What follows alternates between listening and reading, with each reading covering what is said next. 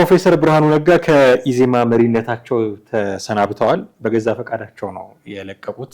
ከምርጫው በፊት የሚካሄዱ የድራማዎች አንደኛው አካል ነው። ወተት በቧንቧ ይመጣላቸዋል ከሚልን በነገራችን ላይ ኢዜማ ዘመን ያለ ፓርቲ ለመምሰል እየሞከረ አሁን ይሄ የምንለው ነገር ምርጫ ቅስቀሳ ከሆነ በጣም ጥሩ መንገድ ነው።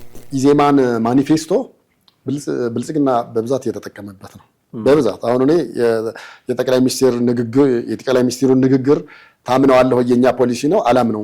ትምህርት ሚኒስቴር ውስጥ ደግሞ የሚሰሯቸው በርካታ ስራዎች አሉ። በእርግጥ ጠቅላይ ሚኒስትር አብይ አህመድ የኛ ፖሊሲ ነው ብለዋል። የትምህርት ሚኒስቴር ፖሊሲ አንዳንዶች ለምርጫ ቅስቀሳ ይተጠቀሙበታል ብለው ከዚህ አታልፉም የሚዲያ ሰዎች መባል ተጀመረ። እነኚህ ሰዎች ገና ወንበሯን ሳይቆናጠጡ ስቴጅ ላይ ወጥተህ ከአመራሮቹ ጋር መገናኘት አትችልም፣ መጨባበጥ አትችልም ብለው ከከለከሉ እነዚህ 4 ኪሎ የገቡ ጊዜማ በ4 ኪሎ አካባቢ ሰው አያልፍም ማለት ነው። ለዛ ነው አንድ አይነት ፖሊሲ ያላቸው ነው። አንድ አይነት ፖሊሲ ነው። እንደገና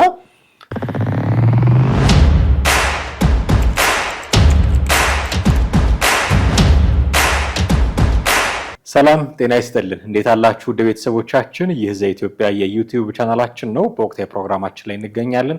ቴዎድሮስ ካሳና ማደገፋ ነን። ፕሮፌሰር ብርሃኑ ነጋ ከኢዜማ መሪነታቸው መሰናበታቸው ይታወቃል። ይህን አስመልክቶ የሚነሱ በርካታ ነገሮች አሉ። የዛሬው ፕሮግራማችን በዚህ ላይ ነው የሚያተኩረው። እስከ ፕሮግራማችን ፍጻሜ ድረስ አብራችሁን ትቆዩ ዘንድ የአክብሮት ግብዣችን ነው። ከኛ ጋር ሆኖ እንዴት ነህ? ሰላም ነው። ፕሮፌሰር ብርሃኑ ነጋ ከኢዜማ መሪነታቸው ተሰናብተዋል። በገዛ ፈቃዳቸው ነው የለቀቁት። በርካታ ነገሮች እየተነሱ ነው። እንግዲህ የኢዜማ መሪ ነበሩ ላለፉት 7 ወይ 6 ዓመታት እንደዚህ። ከለውጡ በኋላ ኢዜማ ሲመሰረት ጀምሮ አሁን ድረስ መሪ የነበሩት እሳቸው ናቸው። ሌላ መሪ አይ ቲንክ ዶክተር ኢዮ ሌላ እሳቸው ተመርጠዋል። ብዙዎች የሀሳብ ሙግት የፈጠረው ይሄ ውስጠ ዲሞክራሲን ያሳያል ምናምን የሚል የኢዜማ ዲሞክራሲያዊ ፓርቲ እንደሆነ ያሳያል። ስልጣን በበጎ ፈቃድ መልቀቅ መተካካት ጥሩ ነው የሚል፣ በሌላኛው ወገን ደግሞ ወንበር ኃይል የሚኖረው ስልጣን ሲኖር ይሄ ከቶሞካ ወንበር አይለይም፣ ቢለቁትም ባይለቁትም ችግር የለውም ዝም ብሎ ላይ ይምሰል ነው ይሄንን የሚያደርጉት የሚል ሁለት አይነት ክርክር ተነስቷል።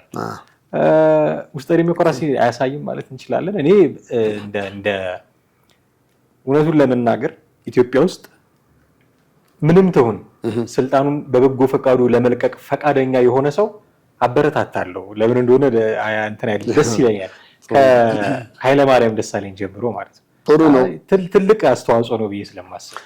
ግን ስልጣንህ ረብ ያለው ሲሆን ወይ ደግሞ ፓወር ያለው ሲሆን ነው ስትለቅ ይህን የመሰለ ድጋሚ ሊያገኙ የማይችለውን ብለህ ልትለው የምትችለው እንጂ እኔ ፕሮፌሰር ብርሃኑ ዛሬ የለቀቁትን ነገ መልሰው በእጃቸው እንደውም ለእኔ ድራማ የሆኑ ነገሮች ይታዩኛል። የሆነ ነገር ይሸተኛል። እዛ አካባቢ ያለ ምንድን ነው የሚሸተህ? ልናገረው ዛሬው ዝም ብሎ ምርጫው ቀረብ ሲል ብዬ ነበረ። ግን ምን ይሆናል መሰለህ፣ በፊትም ቅንጅት ውስጥ እንደዚህ አይነት አካሄድ ነበረ መጀመሪያም። እሺ ፕሮፌሰር ብርሃኑ ሲመሩት በነበረው ቅንጅት ውስጥም እንዲች ያለች ሲስተም በካልኩሌሽን በቀመር የምትሄድ አይነት ነገር ነበረች።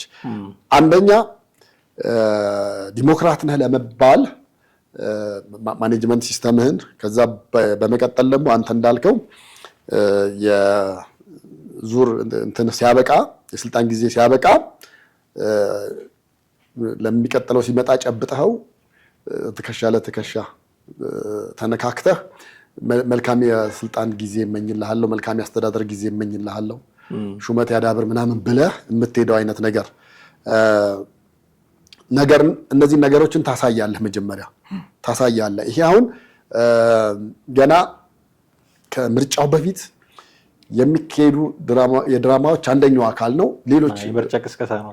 ሌሎችም ነገሮች እናያለን። አየህ አሁን የምርጫ ቅስቀሳው ላይ ፕሮፌሰር ብርሃኑን በእርግጠኝነት እኔ ባለበት ቦታ በመርጠውና እንደው በፓርላማ ወንበር አግኝቶ ጠቅላይ ሚኒስትር የመሆን እድል ቢኖረው ይሄ ሰውዬ ለካ ዙሩን ለቆ በዙር ሲመጣ ስልጣኑን ሊለቅ ዝግጁ ነው ገና ካሁኑ። ታስታውስ እንደሆነ ባለፈው ያነሳነው ምን ነበር የፋኖችን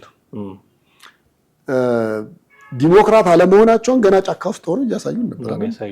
አዎ አየህ አሁን ያቺ ምን ያህል ህዝብ ይከተላታል ወይ ደግሞ ምን ያህል አመራር ያቺን ቦታ ለመያዝ ጦርነት ይፈጥራል የምትለውና እዚህ መሀል ከተማ 4 ኪሎ ሆነ ትኩስ እንጀራና ቀዝቃዛ ውሃ እየጠጣ የምታረገው የስልጣን ሽግግር ምን ያክል እንደሆነ ባለፈውም አንስተነዋል። አሁን እነ ፕሮፌሰር ብርሃኑ ይሄን የሚያሳዩን መንገድ አንደኛ ምናልባት ከዚህ በኋላ በእርግጥ ጊዜው ሄዷል፣ ግን ብልጽግናን ወክለው ይመጡ ይሆን የሚል ስሜት ነው በውስጤ የነበረው ከስልጣን ለቀቁ ሲባል። ግን ምናልባት ያን ነገር ደግሞ ፉርሽ ላይ ያደርገው የሚችለው ከዚህ በኋላ እጩዎቹን የማቅረቢያ ጊዜ እየተጠናቀቀ በመሆኑ ይሄ ነገር ላይሆንላቸው ይችላል ነው። ነገር ግን ልክ ቅንጅትን 1997 ዓመተ ምህረት ሁሉም አንድ ላይ ሆነው ወደ ፓርቲነት ሲመጡ መጀመሪያ የሆኑ ሰዎችን አሳይን ተደረገና በዛ ቦታ ላይ እንዲቀመጡ ተደረገ። ከዛ ቀጣይ ሚሽኑ የነበረው ምንድነው?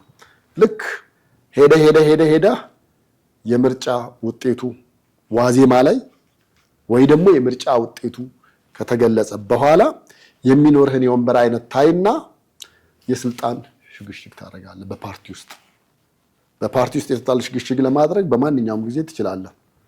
አሁን የሱ የአስተዳደር ዘመኑ አብቅቶ ነው ልንል እንችላለን አይደል? አሁን አዲስ የተመረጠው ዶክተር ግን ነገ ከነገ ወዲያ በጤናም ጉዳይ በተለያየ ነገር ምክንያት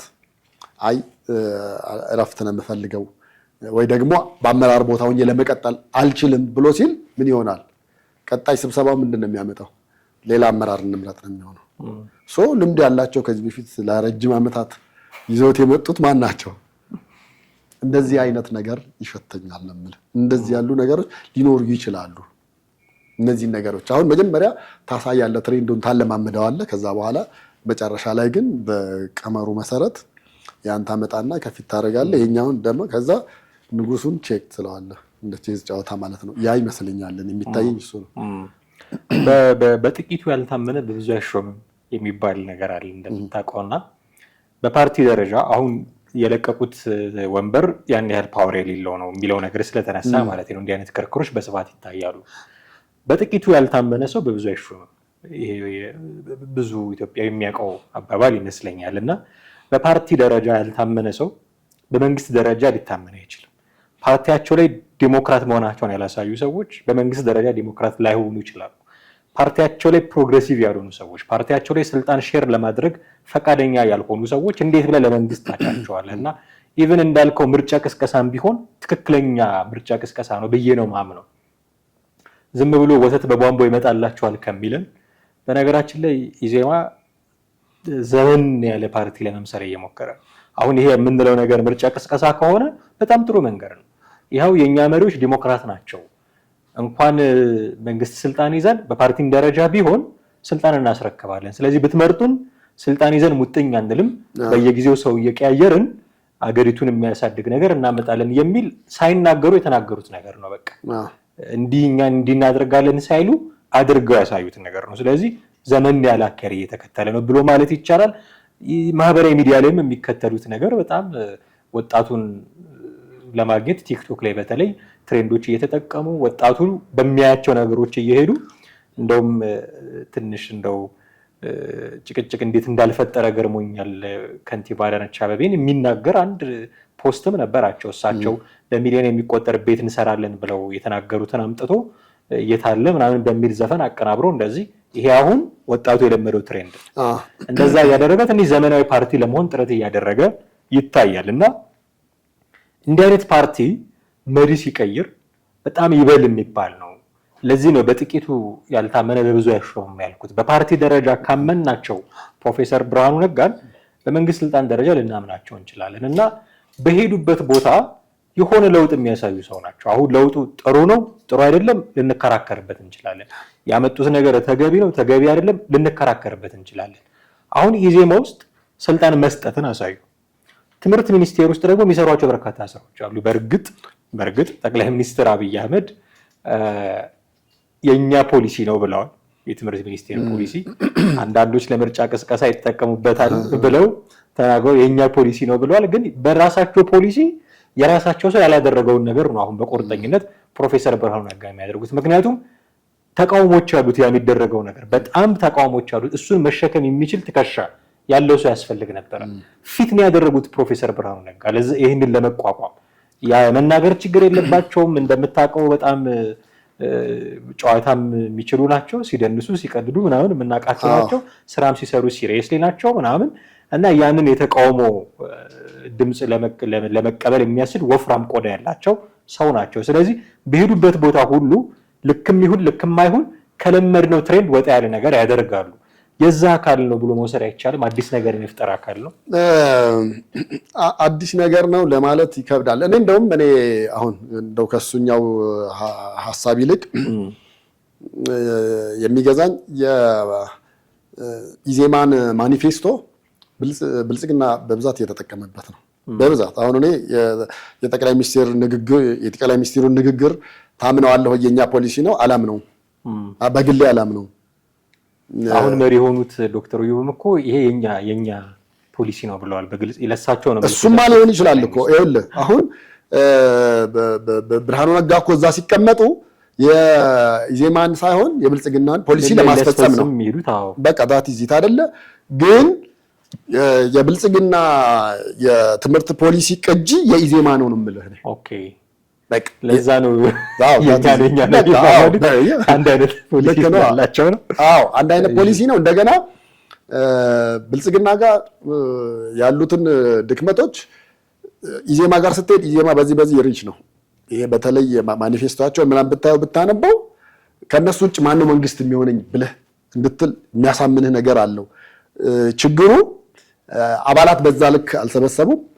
አባላቱ አሁን እዛ ኢቭን በአመራር ደረጃ ያሉትን ምናምን ብታይ ከአንድ ጣት የማይበልጡት ናቸው። ስትሮንግ ሆነው ያንን በፖሊሲ ደረጃ ቢሆን ለማስፈጸም ማኒፌስቶን ወደ ተግባር ለመቀየር የሚችሉ ከ4 ከ5 አይበልጡ። በተረፈ ሌላው የምታየው ዝም ብሎ አንዳንድ ያለ አይደል። ለምሳሌ እዚህ አካባቢ ምርጫ ቦታ ሲጠፋብህ እንትን የምታደርገው ማለት ነው። በቃ ልክ ቅንጅት 1997 ዓ.ም እንዳደረገው ማለት ነው። ከአፈ ጉባኤ ዳዊት ዮሐንስ ጋር የተወዳደረው ልጅ ደላላ ነበር። በቃ ምንም ሰው እዛ አካባቢ ሰው አልነበራቸው። ኢህአዲግ እዛ አካባቢ ሰው ሲያጣ ኢህአዲግ አፈ ጉባኤ ዳዊት ዮሐንስን ነው ነፍሳቸውን ይማርና እሳቸውን ያደረገው። ግን ቅንጅት በወቅቱ በድንገት የመጡ እናንተን ያሉ ስለነበሩ በቃ እዛ አካባቢ ደህና የሚናገር ምንም ያደርገው ቤትና መኪና የሚደልለው ሰው ሆኖ ተገኘ። ምላሱ ጤፍ ይቆላል ተባለ። በቃ ይሄንንማ ማኒፌስቶ ውስጥ ያንብበውና ይቀየረው ወደዛ ተብሎ እንትን ተባለ። ሰሜን ሆቴል ቁጭ ብሎ ሲደልል የሚውልል ሰው ማለት ነው።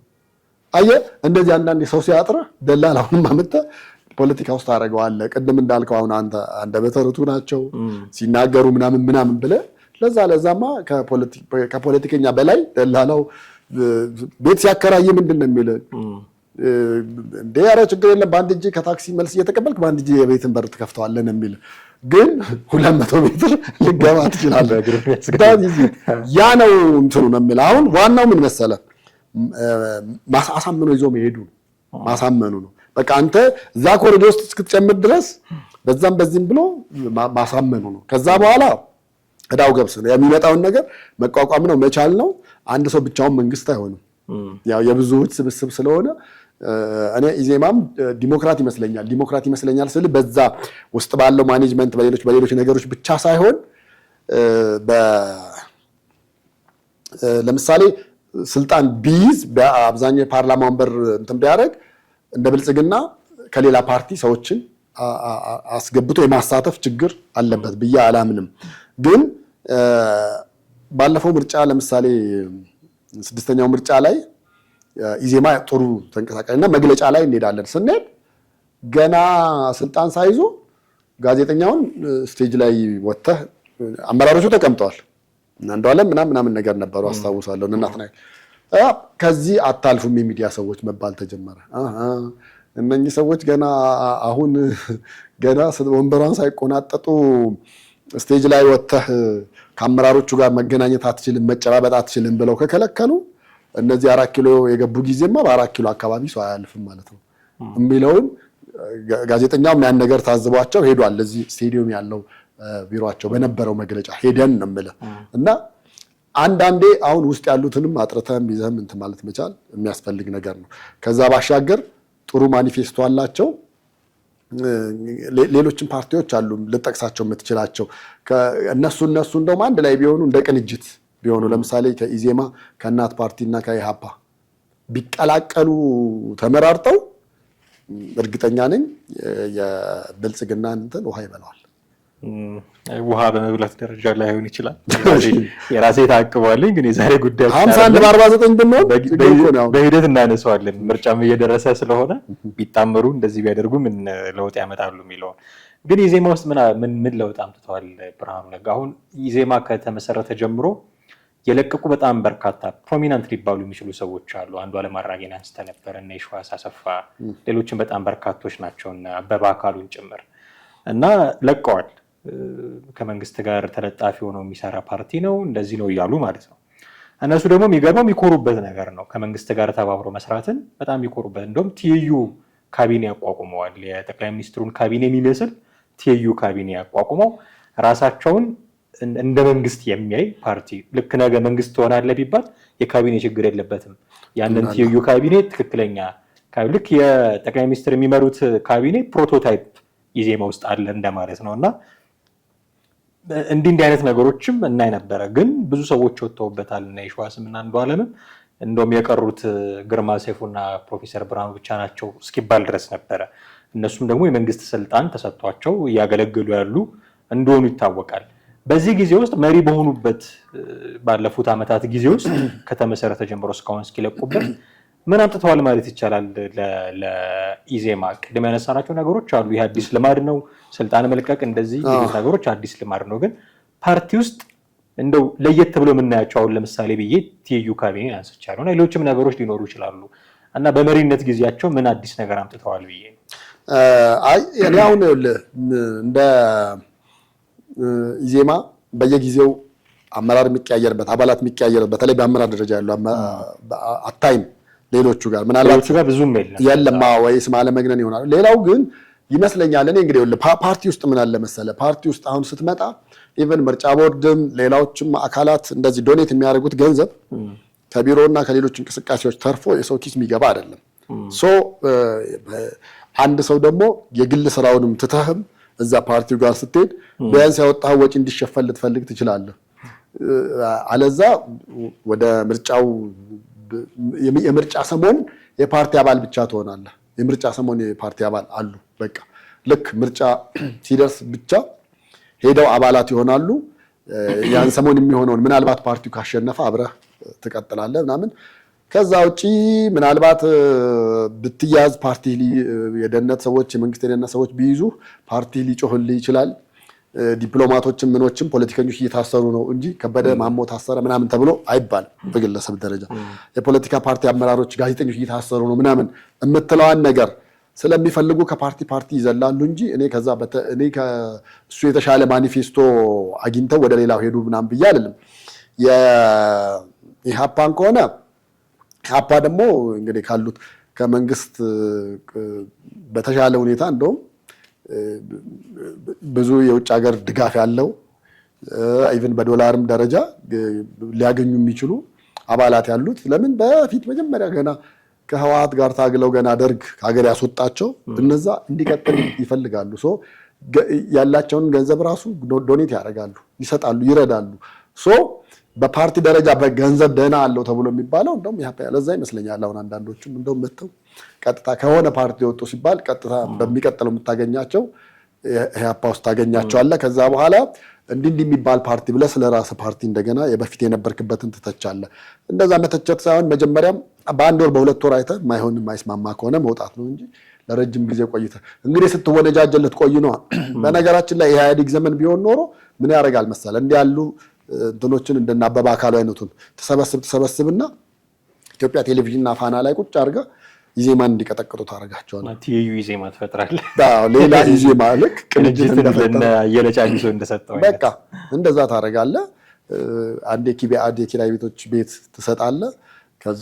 ከዚህ በኋላ በጀት እንዳትጠይቁ ግማሹን እያከራያችሁ ግማሹን ቢሮ አድርጉትናለ፣ ግማሹን ድራፍት ቤት አድርገውት ግማሹን መሰብሰቢያ ያደርጉታል። እንደዛም አይነት የፓርቲ ሂደቶች አይተናል ነው።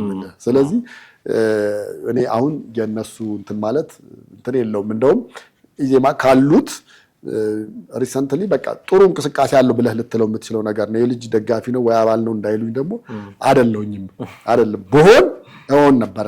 ግን ሰባትም አይደለም ኢዜማም አይደለም እያልከ ነው። ትርጉሙ ምንድነው የሚለውን ብናነሳ ግን ደስ ይለኛል። አሁን ፕሮፌሰር ብርሃኑ ነጋ ስልጣን ለቀቁ። በገዛ ፈቃዳቸውም ይሁን አስቸኳይ ስብሰባ ተጠርቶ ነው ካልተሳሳትኩኝ አድዋ ሙዚየም ነው የተደረገው እሱ ስብሰባ። ፎቶዎች እንደዛ እዛ አዳራሽ ነው የሚመስለው። አንዳንድ ፓርቲዎች ሆቴልም ይከለከላሉ፣ አዳራሽም ይከለከላሉ። ኢዜማ አድዋ ሙዚየም ውስጥ ነው ያደረገው። ለማንኛውም እግረ መንገድ ላንሳው ብዬ ነው እና ያው አብረው ስለሚሰሩ ትብብር እንኳን አድዋ ሙዚየም በፕሮፌሰር ብርሃኑ ፊርማ ሄዶ እንዴት ነው ትምህርት ሚኒስቴርም ስለተሰጠው አብሮ የመስራት ማሳያ ነው። ብዙ ላያነጋግር ይችላል። ትንሽ ስለገረመኝ ነው። ትርጉሙ ምንድነው? ፕሮፌሰር ብርሃኑ ነጋ ከመሪነት ሲነሱ በአስቸኳይ ስብሰባም ይሁን በምልዓተ ጉባኤም ይሁን በገዛ ፈቃዳቸውም ይሁን ሲነሱ ትርጉሙ ምንድነው? ለመንግስት ስራ ቅድሚያ እየሰጡ ነው? አሁን ትልቅ ኃላፊነት ስላለባቸው ለሱ ቅድሚያ እየሰጡ ነው ወይንስ ጡረታ እየወጡ ነው ወይንስ የብልጽግና መንገዳቸውን ጉዞ እያደላደሉ ነው የሚሉ አሁን ሶስት ሀሳቦች ይነሳሉ። ጡረታ ወጥተው ነው የሚሉ ሰዎች አሉ። ጡረታ ወጥተው ነው እና አማካሪ መሆን እቅድ እንዳላቸው የሚያነሱ ሰዎች አሉ። ከዚህ በኋላ ፕሮፌሰር ብርሃኑ ነጋ ሲያማክሩ ነው ልናገኛቸው የምንችለው የሚል የለም። መንግስት የሰጣቸው ስራ በጣም ትልቅ፣ ትምህርት ሚኒስቴር ትልቅ ስራ ነው በነገራችን ላይ አቃቃለ የምታየው አይደለም እና ትልቅ ስራ ስለሰጣቸው ለሱም ደግሞ ትኩረት ይፈልጋሉ። ይህንን ካልን የሚቀጥለውን ምርጫ ብልጽግና ቢያሸንፍ እንደሚያስቀጥላቸው ነው የምትገምተው ማለት ነው። ለዛ ትኩረት ይሰጣሉ ካልክ ማለት ነው። ስለዚህ ለመንግስት ስራ ትኩረት ለመስጠት ይሄኛውን መልቀቅ ፈልገው ነው የሚሉ አሉ። የለም ብልጽግናን ጆይን ማድረግ ፈልገው እዚህ መደላድሉን እያመቻቹ ነው የሚል ደግሞ ቅድመ ግምት ትንበያ የሚሰጡ ሰዎች አሉ። ትርጉሙ የትኛው ነው ብዬ ነው። ሶስቱም ያስኬዳል እኮ በነገራችን ላይ ሶስቱም አሪፍ መላምት ነገር አለው። ግን መንግስት ጡረታ ሳያስወጣቸው ፓርቲያቸው እንዴት ነው ጡረታ ብሎ ሊል የሚችለው?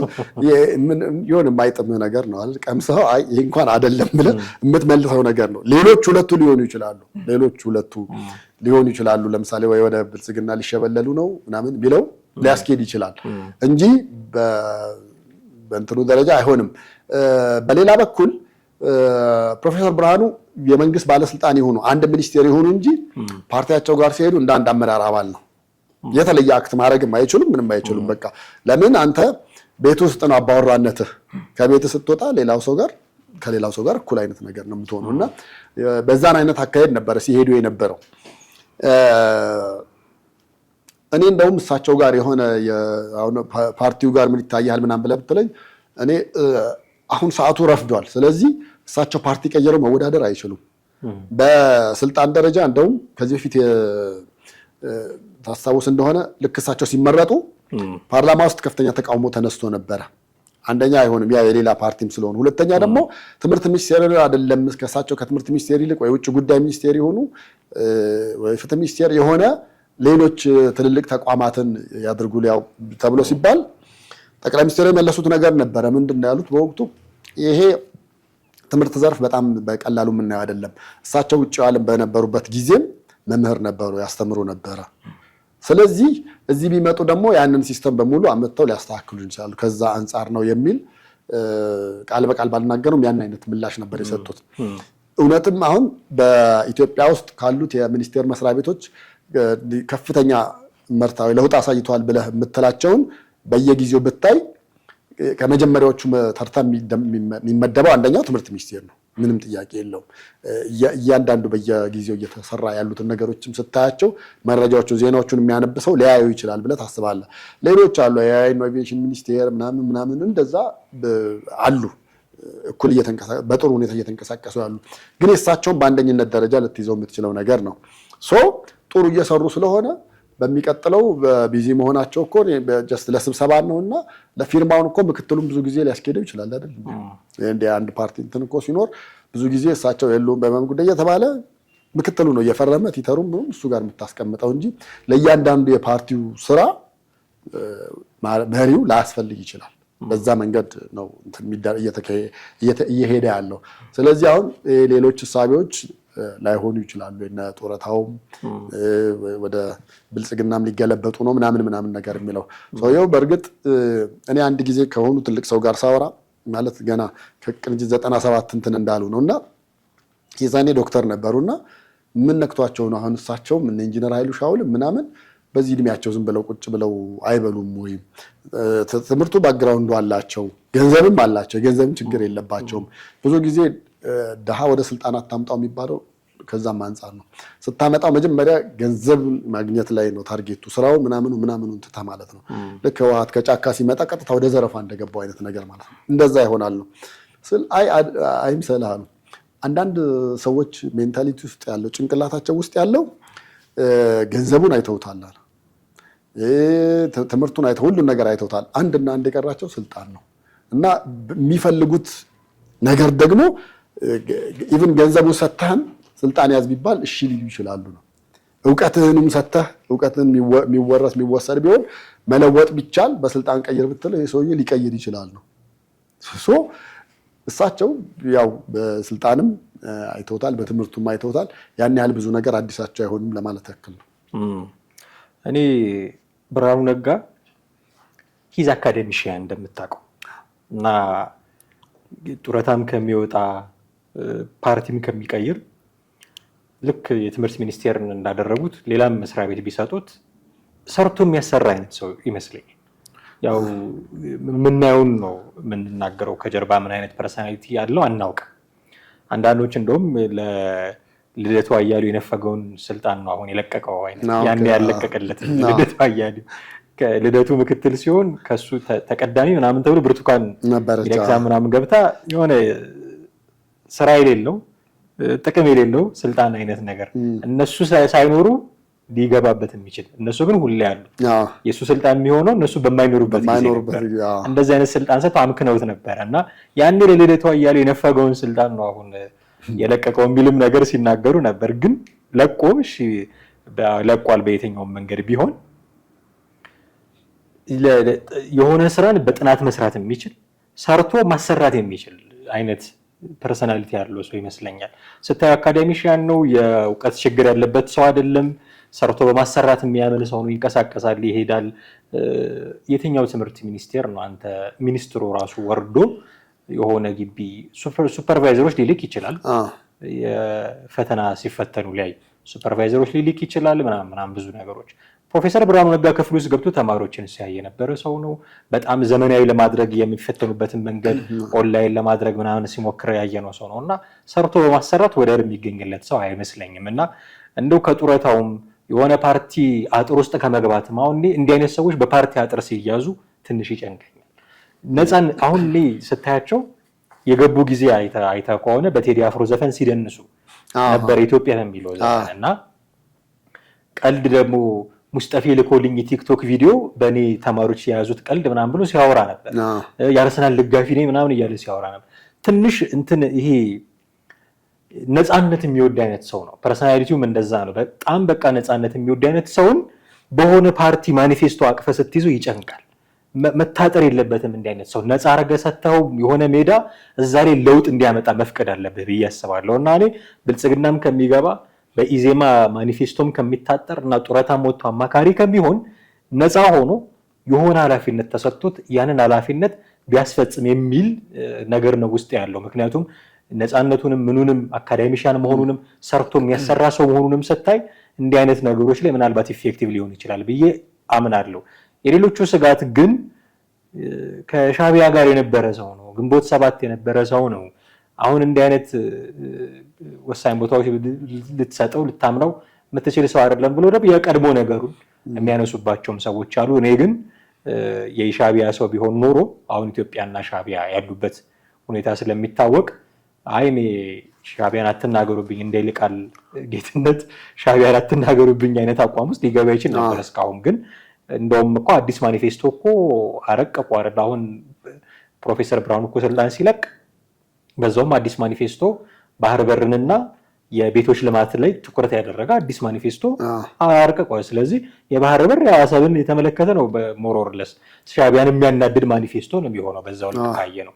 ስለዚህ በዛ ልክ መጠርጠርም ይቸግረኛል። እኔ ብርሃኑ ነጋን ግን ያለውን ነፃነት አካዴሚሽያን መሆኑ ሰርቶ የሚያሰራ ሰው መሆኑን ስገነዘብ ሰፊ ሜዳ ሰጥቶ የሆነ ስራ ሰርቶ እንዲያሳይ ቢደረግ ውጤት ያመጣል ብዬ ነው ማምነው። እኔ ስለ ልደቱ ካነሳኸው ልጀምርና ልደቱ ጋር እኔ እንደውም ዲክታተርነት ነው የሚታየው። ልደቱ በእርግጠኝነት መናገር እኔ ስልጣን አንዴ ከሰጠኸው እንደ ህወሓት ነው የሚሆነው። 40 ዓመት የሚወርድ አይመስለኝም። በቃ ይሄ በትንንሽ ፓርቲ ውስጥም እያለ ኤክሰርሳይዝ የምታደርጋቸው ነገሮች አሉ። እሱ እኮ አሁን ይኸውልህ መጀመሪያ ሌላ ፓርቲ ነበረ፣ ከዛ በኋላ ቅንጅትን ፈጠሩ። ቅንጅት ደግሞ በቅንጅት ውስጥ ደግሞ የራሱን ለብቻ የተለየ አቋም አመጣ። ጭራሽ የቁም እስረኛ ነው ተብሎ ግን መንግስት ቢሮ ውስጥ የቁም እስረኛ ነው አደረገ የተባለው። ቤተሰቦቹን እንዳያገኝ ይደረግ ነበረ። ግን የሚገርም ፍራሽ ተገዝቶለት ገብቶ ነበረ። ጥሩ ኮንፈርት ተገዝቶለት ነበረ። ስልክ፣ የቢሮ ስልክ ሰዎች ከማጋ ነው መገናኘት የምትፈልገው እየተባለ ይደውል ነበረ። ምግብ ከሆቴል ከ4 ስታር 5 ስታር ሆቴል እየመጣለት ነበረ። በኋላ ያ ሁሉ ነገር ሆኖ ጸብ ተፈጥሮም ከመሀከላቸው መበታተን ምናምን ነገር ሲፈጠር መጀመሪያ ፓርላማ ገብቶ በተወሰነ መንገድ ቆየ።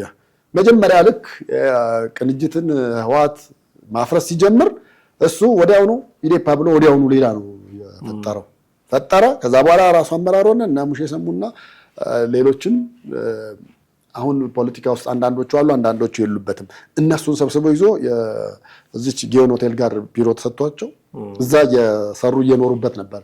ከዛ በኋላም የስልጣን ሽግሽግ ምናምን ነገር ተባለ። ሰውየው ለተቀመጠ ታፔላ ዝም ብሎ ስም ተሰጠው፣ አመራር ነው ምናምን ነገር ተብሎ። ግን ከዛ በኋላ ሰውየ ፑፔት ነው የሆነው። በቃ አሻንጉሊት ነው ቁጭ ያለው።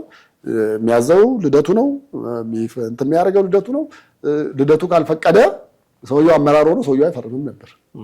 ይሄ ሁሉ አይነት የዲክታተርሺፕ ሜንታሊቲ ያለው ነው እና እኔ አሁን እዚህ እንትን ውስጥ ብታመጣውም ምንም ያልተሰጠውም ምናልባት የግል ባህሪውን ስለሚያውቁት ይሆናል ብዬ ነው የማስበው። ያን ጊዜም የነበረው ልደቱ እንዳይሰማ እሺ ቀጥል ችግር የለም ካለ መልስም ካለ ቢያቀርብ መሳለመሳው ይሆናል። እሱ ነው አንደኛ። ሁለተኛ ዶክተር ፕሮፌሰር ብርሃኑን በተመለከተ እሳቸው አሁን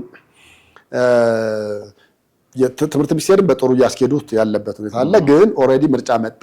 ግን አሁንም ምርጫ መጥቶ ተጨማሪ ጊዜ ቢሰጣቸው መስመር ማስያዝ አለበት። እነ ገነት ዘውዴ ያበላሹትን መስመር ያስተካክሉታል ብዬ ነው የማምነው። ከዛ በኋላም የመጡት እንደ ፑፔት ነው የሆኑት። በቃ አሻንጉሊት ሆኑ ምን ሆኑ ምናምን መለስ ያለው ለካ ለዚህ እውነቱን ነው ወይ ምናምን ብለህ ትላለህ።